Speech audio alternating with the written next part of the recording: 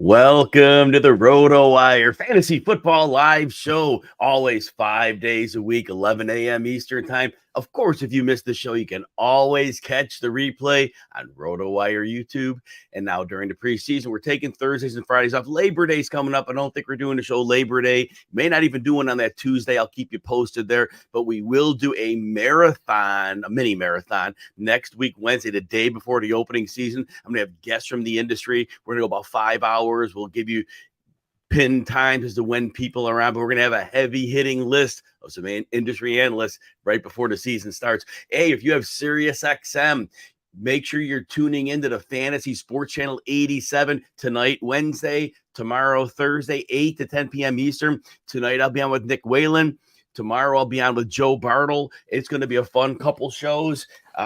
So enjoy that. I was on the show last night with Jeff Erickson, and if you have the SXM app, you certainly can find the show by searching RotoWire. We talk some serious football. We'll talk Jonathan Taylor today, too. Now, stay tuned to the end of the show. Special guest today, Danielle Dubois from the Belly Up Sports podcast.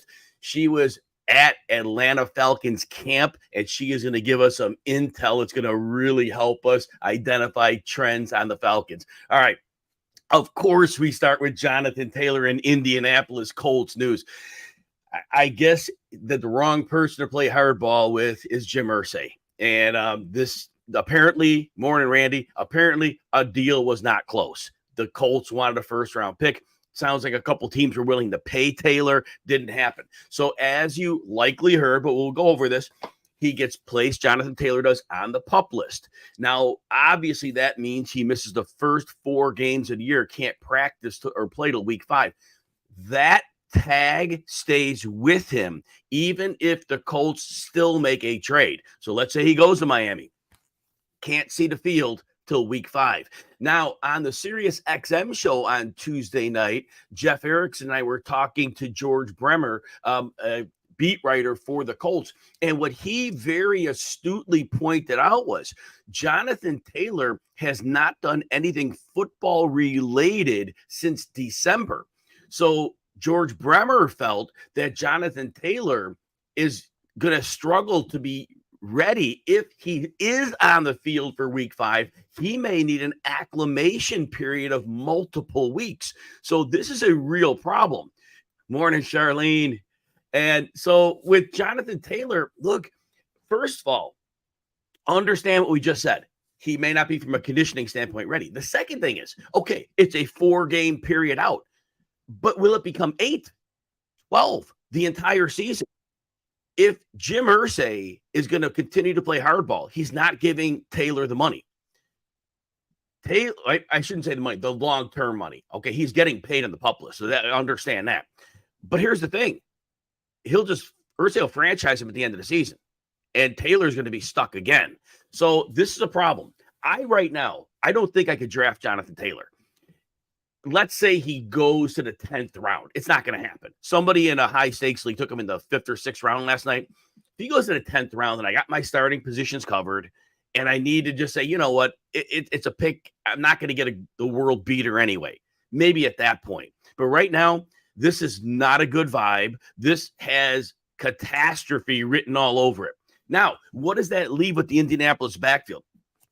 Last year at the end of the season, Zach Moss had the full job for 4 weeks. Now, the schedule was cake. I'm going to tell you that up front. He had the 17th defense was the toughest one he had, and he had 3 that were bad. But still, the offensive line struggled last year. They had no quarterback play, and he had at least 65 yards in every game. I didn't do an average, but he averaged over 80 in those games. So Zach Moss was very, very good for them last year. And whoever the lead back is, and Zach Moss broke his arm. Now he's questionable for week 1. There's a chance he's there. I don't think he's out long.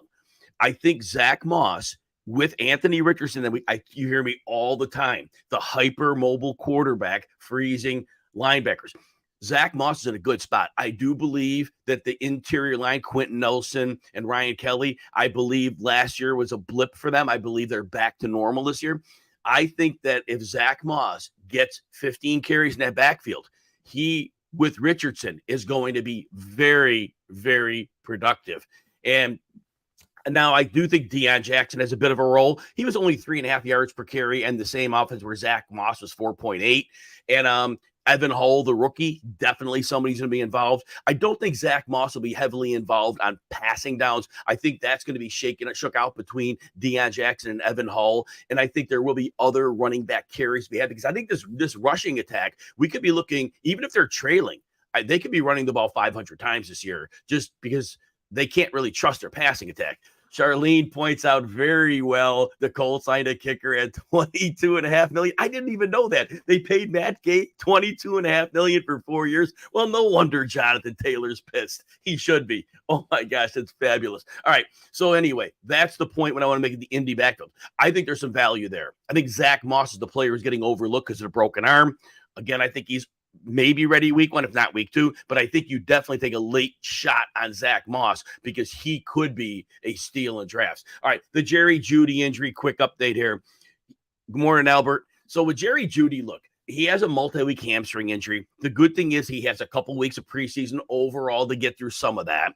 He may miss time early in the season.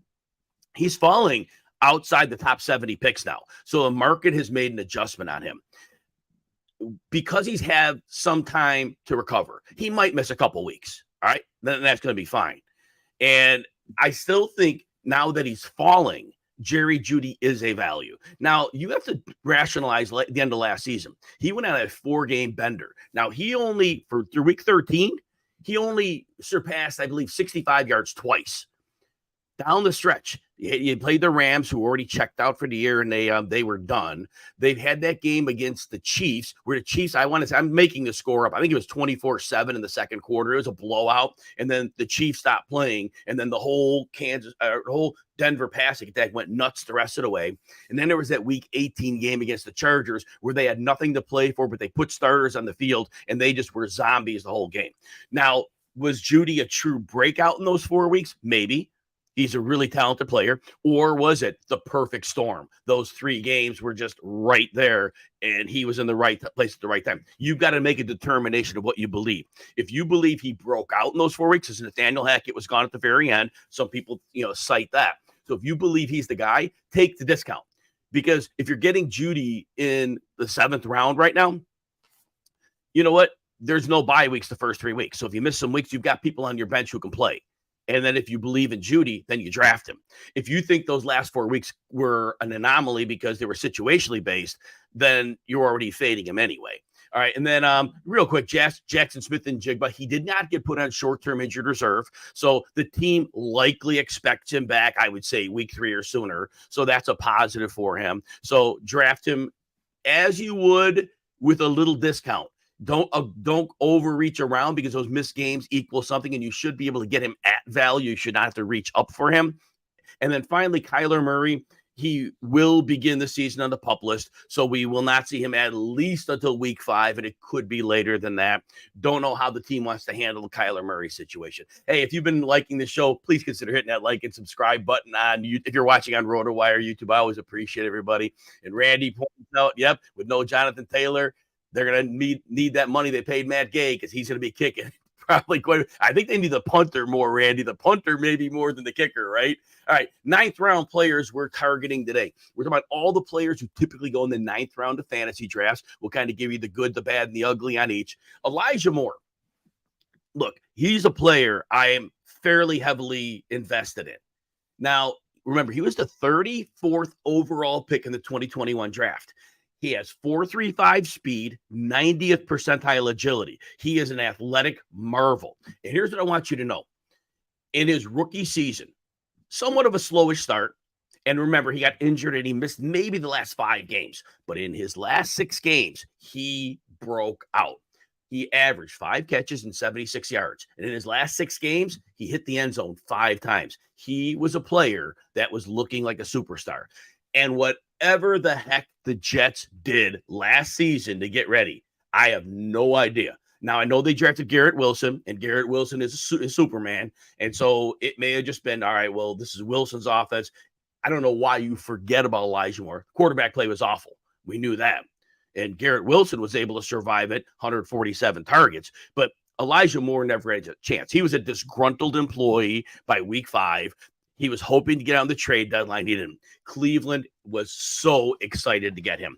And Kevin Stefanski's already using him all over the formation. Not just a slot guy. He's used him as an X receiver, taking contact, lined up on the line of scrimmage. He's also used him in the backfield. He understands the level of weapon that Elijah Moore is. I believe it's a screaming value. And Charlene's telling us you'll pick Jonathan Taylor when you fill up your roster 10 spots. Yes, exactly. So if he's still on the board, Jonathan Taylor, yes, you pick him up at that point. If you have an IR spot, that's even better. He will qualify for IR because it's considered an injury. ESPN, I know in the Kings Classic we use ESPN. This morning I was able to IR him. All right, next player. Yeah, in the IR. So David Njoku. So David Njoku had a really good year in 2018. And then last year, he kind of matched that. So he has that kind of 2018, 2022. He has like 2 career years. But here's the thing.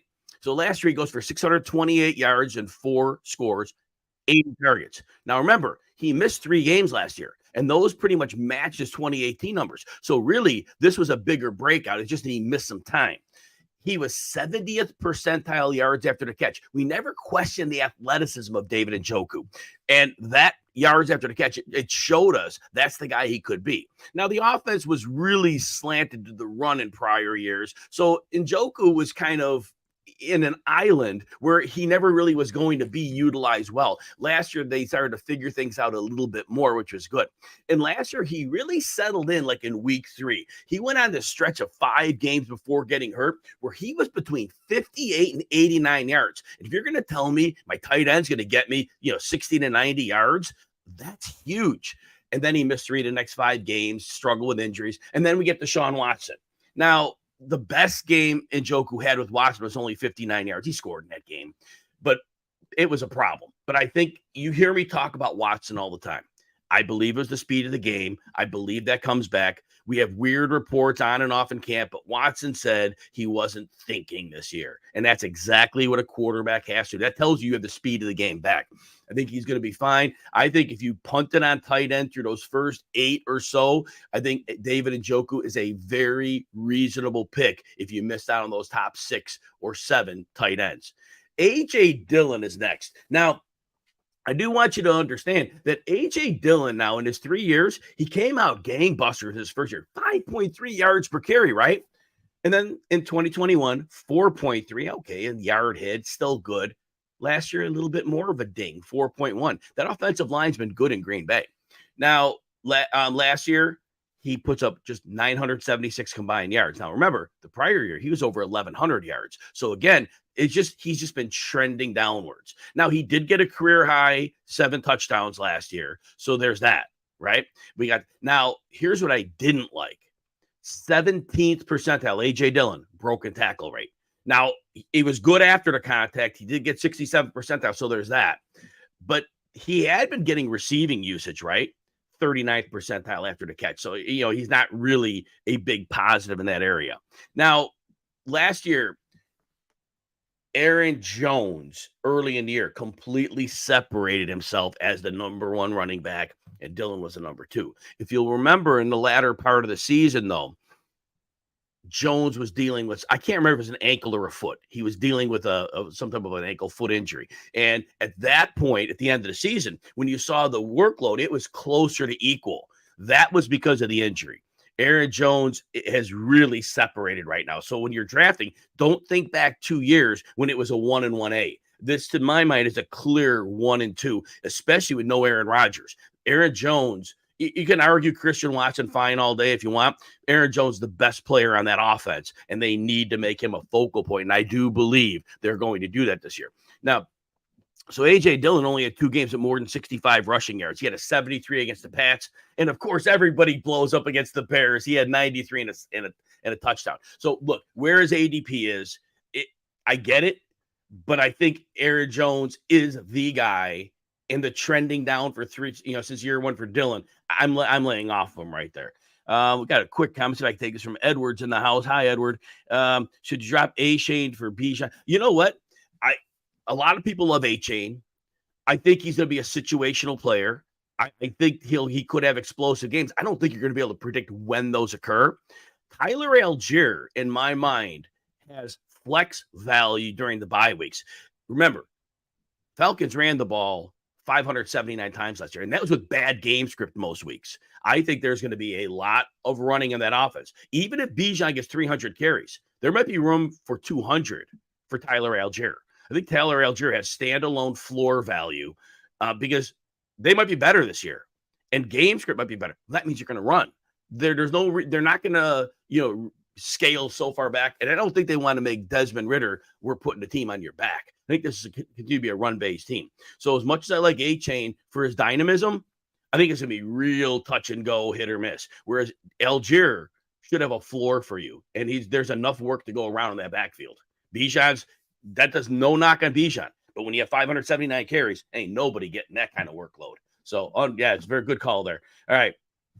And Charlene, I'm going to talk. I did a thread. Oh, by the way, if you follow me on Twitter at Jim Coventry NFL or X or whatever, I did a thread on Kenneth Walker today, and I broke down him. But I also brought in Zach Charbonnet into that discussion in the second half of that.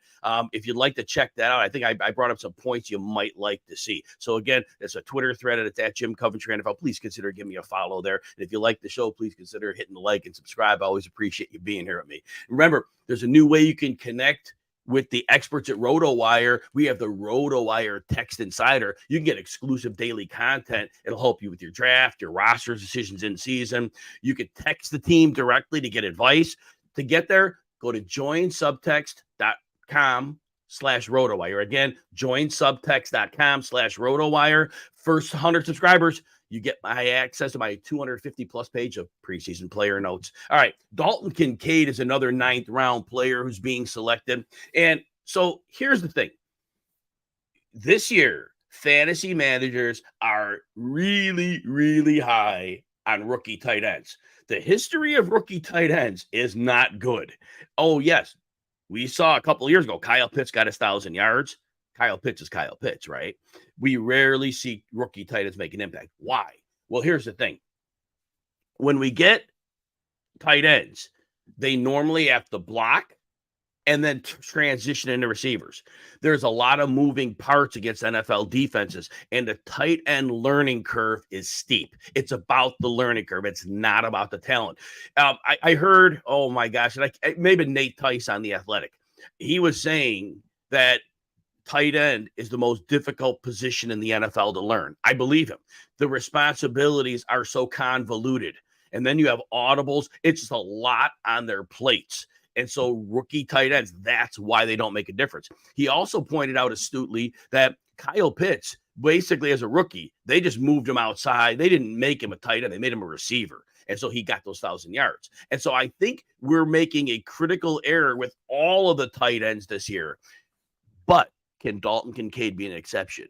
Well, if Buffalo, their plan is to truly make him just a slot receiver, and they don't give him the blocking responsibilities, they leave those to Dawson Knox, then in that case, Dalton Kincaid may be worth that 9th round pick.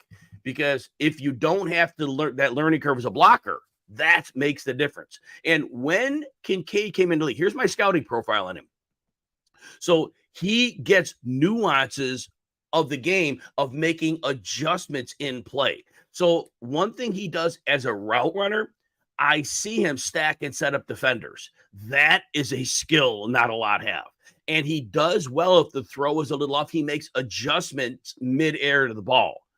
He also shows some creativity and different types of moves to make defenders miss. And he has what we call that my ball mentality. He attacks the football. Not all receivers do that. A lot of receivers wait for the ball to come to them. He attacks it. Now, his cons, well, his size, but if he's going to be a detached receiver, the size no longer matters. He's super huge for a slot, right? 6'4", 246. Now, if he's in a block, it's a different ballgame. A little bit small for that. And his athleticism was a little bit ordinary. So, but if you're going to be a slot receiver in Josh Allen's offense and you're listed as a tight end, I think you make the case that that's a chance you're taking. But the more responsibility Buffalo puts on him, the more difficult it would be for him. I think they're smart enough to let Knox block and Kincaid receive. And a first-round draft capital shows they have a vision for him. So that's what I'll think about with that. But I don't have a lot of shares of Kincaid. I've recently gotten a couple, but I will not go heavily invested in him because the more they use him as a true tight end, the less the chance of him breaking out is. Again, I'll repeat, the more they use him as just a plain receiver, that really raises his floor and ceiling. All right, Deshaun Watson's next. I don't have to go over this one too much because you've heard me talk all summer, but if you're new to the show, you haven't. So most important thing about Watson from last year, he rushed for 175 yards and he started playing week 13. That was almost his identical rushing pace of the 420 yards he averaged in his previous 2 full seasons, which came a while ago. So as a runner, it looks like he's still a 400-yard rusher. That puts him in some pretty good company. Certainly not the Lamar Jacksons and the Justin Fields of the world, but that puts him in the rushing stratosphere, a little ahead of Mahomes, a little ahead of now Justin Herbert didn't run much last year because of the ribs, but normally he runs for about 260, 280. So this is the rushing floor is going to be there. And what I've said all summer about Watson is this. I saw on film last year, he was a guy, when he got the snap, he was thinking. He was trying to think, all right, where am I going? What am I? You can't do that. You got to, you're robotic as a quarterback in the way that you just read, react, go. And I think when Watson made a very pointed statement in camp, he goes, oh, I'm not thinking this year. That told me the speed's back. The Athletic had a little report saying, oh, this, that, and doesn't look great. If the speed of the game is back for Watson, he's fine. He has a great offensive line in front of him. Didn't have that in Houston. He has a varied set of receivers. Now, there he had DeAndre Hopkins. You're not getting DeAndre Hopkins here. Will Fuller was rarely on the field, but a great deep threat. I think his overall scope of weapons is better. And, of course, when you have Nick Chubb running the ball, defenses do have to worry about that as well. So I think that you're getting Watson in the 9th round. If you miss out on the first 8 quarterbacks, I think he's a very good stopgap before you go to another level of quarterback. I am very heavily invested in Watson this year. I do believe this offense is set to explode, and I do think he's somebody that you can look at. And all right, remember now the RotoWire, you're going to draft soon, right? So the RotoWire Fantasy Football Draft Kit app, it's currently the #1 ranked paid sports app in the Apple Store. So we have the up-to-the-minute cheat sheets. We have the news source that everybody loves. You could put players into tiers. So I suggest give it a look if you need a draft app. Remember, it's the RotoWire Fantasy Football Draft Kit app, and you can get that on Apple Store. You get wherever you get your apps at, but definitely give it a shot. All right, let's get back to 9th round players. Bottom of the hour. Great guest, Danielle Dubois coming in. She was at Falcons camp throughout. She's going to give us some very good intel on the Atlanta Falcons. This is a team. There's going to be some pivotal points for fantasy. So this is going to be a great discussion. Romeo Doubs is the next player, and he has gone up a little bit at a time all summer long. Like if you were doing those super early drafts, you could get him at one point in the 12th plus round. Not anymore. Now Romeo Doubs is a 9th round pick. So here's the thing. Typical rookie last year. He had growing pains, right? There was consistencies. He had a learning curve. And if Aaron Rodgers, so Aaron Rodgers gets pissed at you, you're not getting the ball a while. But then Rodgers didn't have a lot of options. We kind of had to go to him. We had some drops. It was rookie issues. But overall, his baseline, he showed that he does belong in the NFL. And he did get a high ankle sprain. He picked that up just after the midway point of the season. And so it took him a while to get back from that. But I think he showed me enough that he can win and get open at the short and intermediate area in the NFL. And so I think he's in a really good spot here. Now, we know the offense Matt LaFleur runs. They didn't have Aaron Rodgers throwing the ball more than, usually they average about 530 passes per season. That's what he averaged over the last 3 years. So Jordan Love's not throwing more than that. You're not going to say, oh, well, we got Jordan Love now, we're going to throw 600 times. That's not going to happen. It's going to be the same amount or less. But the way I look at it, Christian Watson, we know, devastating deep threat, right? Defense are going to put a safety over the top on him this year. They're going to limit those explosive plays. I know in preseason he got open. Yes, preseason, nobody gives a crap. So defenses aren't saying, oh, we got to deal with Christian Watson. No, they don't care. They're just getting reps out there. So no worries there. But they're going to put a safety over the top. Well, the passes that are going to be open are going to be the short and intermediate. I think Doubs commands more of those targets. Doubs as a route runner is better in the short and intermediate area than Christian Watson is. Watson's the better deep threat. So I think Doubs can get a lot of possession catches here. So I think in your PPR leagues, I do think he is a very viable 9th-round pick. Now, you have to believe that Jordan Love's going to be at least decent, which I think he's going to be at least decent. And in that scenario, yes, Romeo Doubs is a strong pick. So I think you play him for floor. I don't think he has this massive ceiling. You're not going to see 1,100, 1,200 yards out of him. I think you're going to see somewhere in the area of 900 to 1050, which is a good little range. And I think there's a chance for him to see 5 touchdowns. But the reception total could be high. So the PPR league, that's why I like him in the 9th round. I think in a half PPR league, I think I downgrade him a little bit because I don't think the yardage is going to be super heavy. But full PPR, yeah, I think 9th round, you could get a good number of catches out of him. Zach Charbonnet is next. I mentioned earlier, I did a Twitter thread about Kenneth Walker, but I included Charbonnet. So here's my deal with Charbonnet. I changed my mind as we went through the draft season. When the Seahawks drafted Charbonnet, I'm like, well, they got Kenneth Walker. But I go, the depth chart stunk. It was him and DJ Dallas and nobody else. And Pete Carroll at his core. He wants to run the ball and play defense. They draft cornerback Devon Witherspoon early.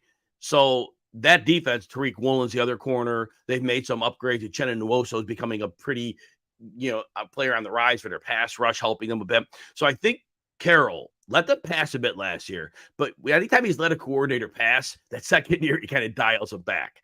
So I think when they drafted Charbonnet, I think, okay, well, they need depth. So this is insurance because if Walker goes down, they can't run the ball. But now as I think about it and look at the players, Walker put up great numbers, but he was really boom bust as a runner. And what that means is this: a lot of negative runs, 0 runs, short runs. More Andrea.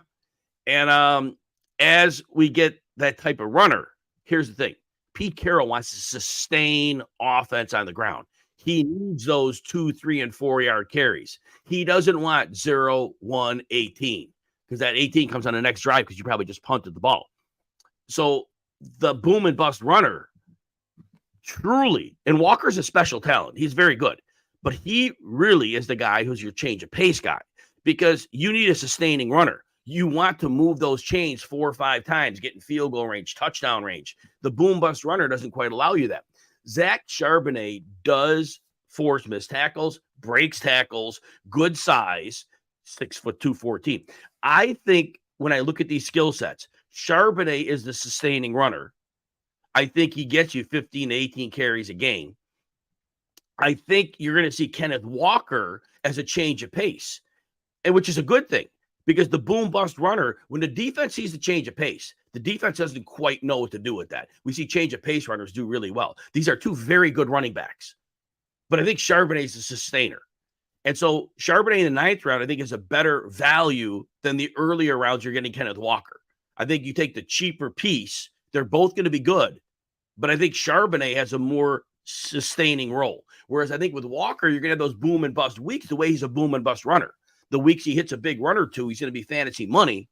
But there's going to be weeks where he doesn't hit that. Still waiting at the bottom. Now we're going to have Danielle Dubois and so hang tough here. Jaylen Warren, I'm going to quickly cover here. So, all right, Jaylen Warren, 51% broken tackle rate. He was okay. It looks great in the preseason. I get it. But just remember this. Najee Harris, for the first 8 weeks of the season, was running with a steel plate in his shoe. And even then, Warren had 6 or fewer carries. They expanded the run game in the second half. We saw Najee getting 20 carries or so a game. Warren, 3 times in his last 8 games, he hit 9 to 12. Warren looks nice. Hi, Danielle. I'm going to finish talking about Warren. I'm going to introduce you in, all right? Good deal. All right, nice. So with Jaylen Warren, everybody loves the backup. And when you have the change of pace runner, I said it a moment ago with Charbonnet and Kenneth Walker. When the defense is set to a certain pace with a lead runner, the change of pace guy comes in and he gets some good big runs and he's in often on passing downs and they hand him the ball there. So the 4.9 yards per carry. All right, beautiful. I get it. Najee Harris, once the plate was out of his shoe, he was seeing a full workload and Warren was not a true threat to him as a runner. I think it continues there. The media is and the fans are going to love Warren, but ultimately I think he retains a valuable role as a backup, but I don't think for a minute he can do any of the things in sustaining a run game that Najee can do. Danielle, before we talk about bringing you in, is there any comments on Jaylen Warren? Do you like him more than the rest? I'm not necessarily too hot on him this year. I don't think I'm necessarily looking to choose him, but yeah.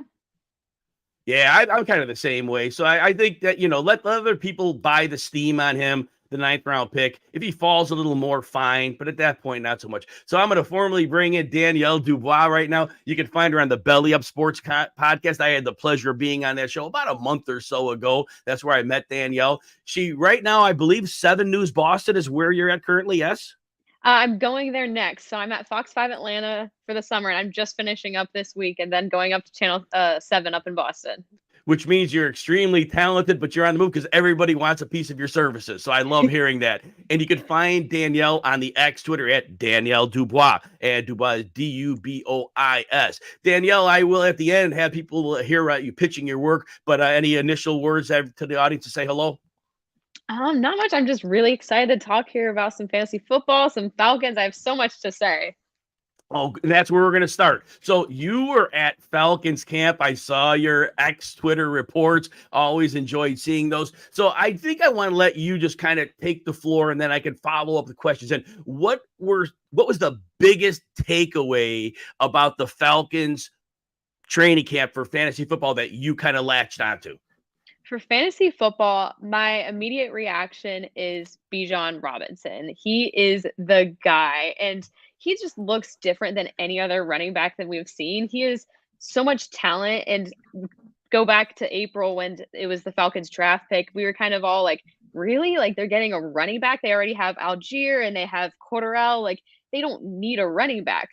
But it makes sense because Bijan is one of those guys you cannot pass up. He was still on the board. You cannot walk away being like, we're not going to take him because he has so much talent. He can do anything and everything you need him to be. I think he's going to be a great receiving back. I think that will be a really big piece of what he does for this Falcons offense. And that's really great for fantasy. So that was my biggest takeaway, is just watching him. He looked explosive from day one that he stepped on that field. And I think that will carry easily into the regular season. Now, Danielle, as you saw training camp, we always want to know what kinds of catches was he. Was he getting dump offs just where the quarterback's getting rid of it? Was he split out in the slot and running routes? What was he doing? Because that's going to really help us, I think. And, the best answer I can give you is a little bit of everything. He was practicing everything. He was so versatile. And that was the one thing that really stood out to me, was the versatility already from him in the preseason games, even though we got only a little bit, only one or two drives with him there. But it's still, we saw a lot from the training camp and preseason games. So I am really excited. I think he's going to be so versatile and so useful for this Falcons offense. So last year, the Falcons lead the league with 579 rushing attempts. They blew everybody away, and the game script was bad. They were losing. I remember the Cincinnati game. It's the second quarter, and they're down 3 touchdowns. And I'm like, all right, they got to throw the ball here, right? No, they kept running the ball. The defense, they added a lot of pieces. I think it might take time to gel, but I think they're going to be a better unit. I think game script is better. So that means to me, you can't have less than that 579 carries. So of that, how much does Bijan get? 579 carries. Is he going to get 300, 350? What do you think? I don't know. I think it's really hard to predict with Arthur Smith. He's a very complex mind, and he has very interesting ways of working around his offense, whether I'd agree with it or disagree with it. But it's really hard to figure out what he's going to lean towards. It seems like Bijan's the number one guy. It seems like he'll be getting the majority of those yards. So if it is 500, 600 rushing yards again, I'm assuming Bijan gets at least half of that because of the type of running back that he is. Obviously, Algier and Patterson are very, very talented, but Bijan is their guy, it seems like. And I think that despite him being a rookie, he will not have any issues coming into the NFL. So I agree with you. He's got to be a lock for 300 carries because that's like less than 60% of the carries of 579. So he's getting that. So I know Cordero Patterson will be involved. What type of workload will we see from Algier? Because I think there'll be sets when they're both on the field. I think you probably could confirm that from camp. They'd probably be at the same time. Yes. So what type of workload will Algier get? Because some of us are drafting him as a flex in like the 12th round. Yeah, and I think for drafting wise, it is a little bit tricky on if I would really necessarily have him as a flex player, because I genuinely don't know how much use he will be. I think maybe they'll be putting him in when they get closer down to the end zone and maybe just like the quick little run in for the touchdown, which is great for fantasy. Get some touchdown points, get some points there. But I don't really know other than that how much he will be used, just because it seems like there's a solid 1-2 with Bijan and then Patterson, but it's really hard to tell with so many talented running backs. They're really making it complicated for fantasy on us, but Yes. it will be interesting to see. I think Algier definitely will get a few little carries, but I think he's just going to be the quick little 2-yard run into the end zone there for a touchdown. So, Danielle, everybody was disappointed with the usage of Kyle Pitts last year. Really, what they did was it was a downfield after downfield shot. They were low percentage passes. They did not have quarterbacks, Marcus Mariota, and even to a degree Ridder. But Ridder was literally starting when Pitts was done for the year. But the downfield passing, not accurate. How are we going to see Pitts used this year, in your opinion? I'm hoping we get at least a little bit more of him this year. Obviously, though, yes, last year was really weird with the injury and then them just kind of not taking advantage of him. Like, he is such a talented tight end, and he was just not being used to his full potential, because we all know that he has the potential to be top 5 tight end, and he just wasn't getting there. And we know what talent he has. So I'm hoping that he gets a little bit more involved in this offense this year. However, there is so much talent there. It is really hard to see what percentage of the targets he will be getting. I mean, you have Drake London on the other hand as a wide receiver, which makes things really hard. And then, of course, Bijan Robinson being used also as a receiving back. There is just a lot of talent. So for fantasy wise, I'm not necessarily the highest on drafting Kyle Pitts, because I don't know what that usage will be. I think he has a lot of talent. And if there's no other tight ends where you're picking a tight end, then definitely grab him, because his talent, you just can't pass up his talent. But just be very cautious if you are picking him up, because it is still so unclear of how he's going to be used and how much and how he's going to be targeted. That's a really important fantasy intel, because you were at camp. And if it was like, okay, it's all Kyle Pitts all day, that's not where it's going right now. You're pointing out that we don't know. And what we probably could say is it's not going to be a Kyle Pitts fest every week. And I think we could pretty much say it based on what you saw. And I think that's important for fantasy managers to understand. He has ceiling because he is Kyle Pitts, but his floor is what Arthur Smith is kind of caging him into. And so I think that's very important that you brought that up, Danielle. So that, keeping with the receiving game, Drake London was very productive in the 4 games with Desmond Ridder. Now, there wasn't Pitts on the field. There was that. But is there a connection between those two that you expect to take another leap this year? Or how do you see with Drake London? Let's just stick to Drake London. We'll talk about Ridder by himself in a moment. But what do you expect from Drake London? I expect this to be a really great year for him. We've seen him, he's young, we've already know what kind of talent he has, and that connection with Desmond has truly been built throughout this summer. I mean, we saw it in the 4 games that he did play with him last season, but it was definitely strengthened throughout training camp. We saw them working together, doing a lot of drills, kind of just them two, making sure that they have that connection. And Desmond's talked about that connection too. They've clearly really enjoy each other's company. They know exactly how each other's mesh on the field, so they know what they're doing. And I feel like that connection is going to be so strong this year, which is going to be so helpful and so beneficial for this Falcons offense. I think Drake should have a crazy good year. I'm hoping, because it seems like he might be that number 1 guy for Desmond. So with Drake London, I'm going to look up his ADP right now. So he's going as wide receiver 23, about pick 49. So we're at the 4th, 5th turn. We're looking at, he's being drafted as the lowest end wide receiver 2. Do you think he is a player that you want to get a little before then, because you think you're going to catch him because this is the year he's really going to have that big breakout? Is that kind of how you're looking toward that? Possibly. It really depends on who my number 1 wide receiver is at that time. That's kind of gonna vary depending on what league I'm in, but I am looking to get him on as many fantasy teams as possible, because I do think that will be this kind of year for him. I think he'll have a great breakout year, and I'm hoping he does, at least. But all signs are pointing towards that. And so I think that's a very good place to draft him, I would say. I feel like that's very reasonable. I think that's where he is at, kind of a low end wide receiver too. And I think if he's available, definitely draft him at that point, because some people are completely letting him go. And one of my drafts I had literally yesterday, he was still available in the 5th round, which was crazy. And everybody was drafting other wide receivers. I was like, how are you guys passing up Drake London, this talent? I mean, people are just really worried about Desmond Ridder, I think, but this talent I just can't pass up. And, as you indicate, we take that last 4 games. We can't throw that out. That was there. That was better than wide receiver 23 production. And if he even just picks up where he left off, and what you indicate is the work that Ridder and London put in together, then that means there's a good chance that the minimum they match that. And it's possible they exceed that. So to me, it really sounds like he is a very strong value at ADP. You might not want to reach up a ton to get him, but like Danielle said, if he is there in the 5th round, this is a second-year player who was a first-round NFL draft pick. They did not miss on his pick. This is a good draft pick, and he's going to be the guy in the passing game, as you seem to indicate. To me, that's wheels up. This is a guy who may be able to finish if it works out as a wide receiver 15. Any dispute with that?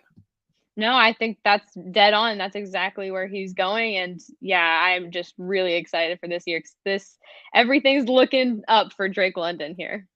Now, so we move to Desmond Ridder, and a quarterback can have one strong receiver, but still not be a great fantasy quarterback. Because let's say London goes for 1,100 yards and 7 touchdowns, but there may not be a lot of other passing production. We don't know. Have you seen growth from Ridder? And is there any reason to think he could be a reliable QB2 in fantasy leagues?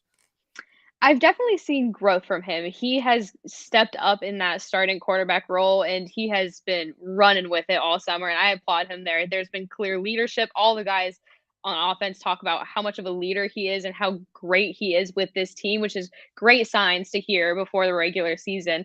I am a little bit concerned, though, for the fantasy wise. I don't necessarily know if I would draft him as a backup quarterback right now, just because there is so many unknowns about him still. He is entering his very first season as a starting quarterback, so it will definitely be interesting to see. I think he can do a good job, but I don't necessarily know if I'm fully confident in him being a backup, but you never know. Maybe if for some reason my backup gets hurt or something and my other quarterback's on a bye week and he's doing really well, I might pick him up because I'm assuming he'll most likely be on waivers at that point.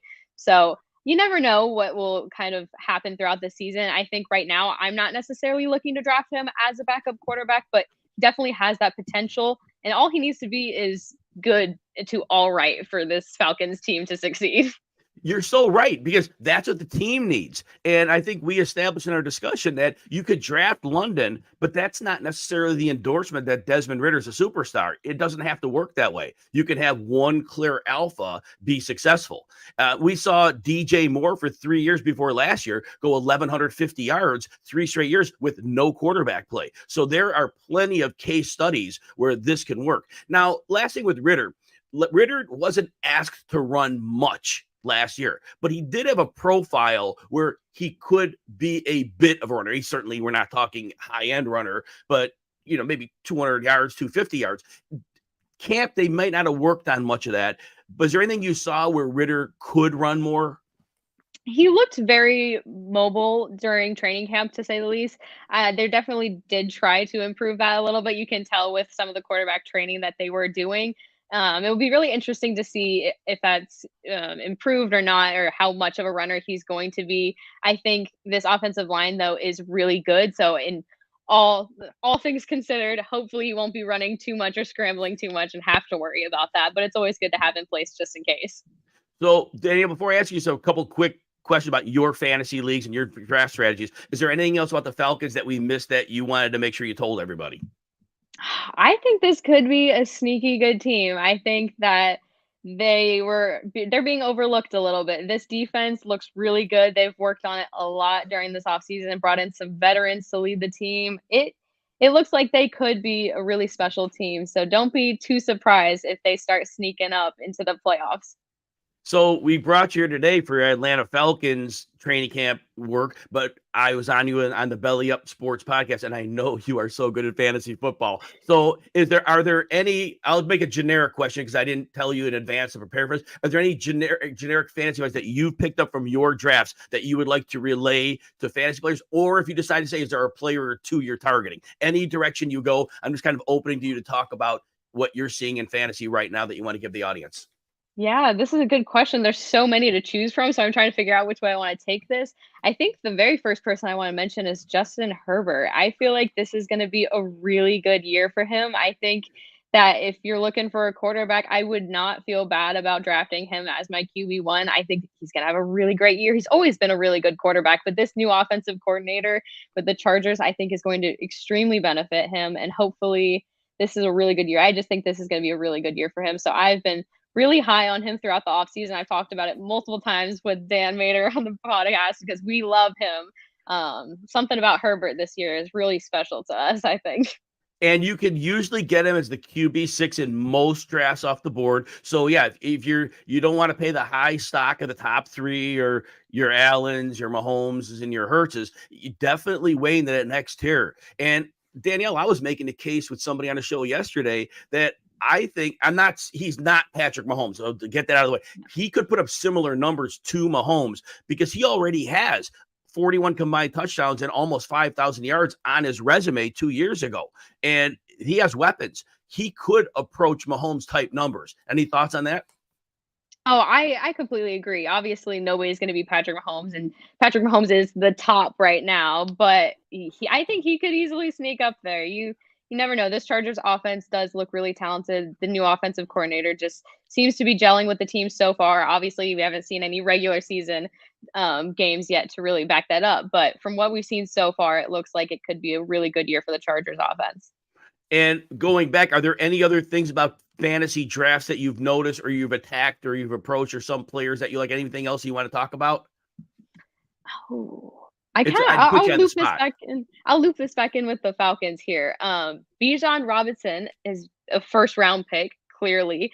It's really just a matter of fact of who you want to draft him over. And I've had a lot of debate with people on whether you would draft Bijan over a Cooper Kupp or a Tyreek Hill or that kind of thing. And I will just say that I feel very confident drafting him in a first round spot, and I wouldn't feel bad drafting him over some of those wide receivers that would still be available.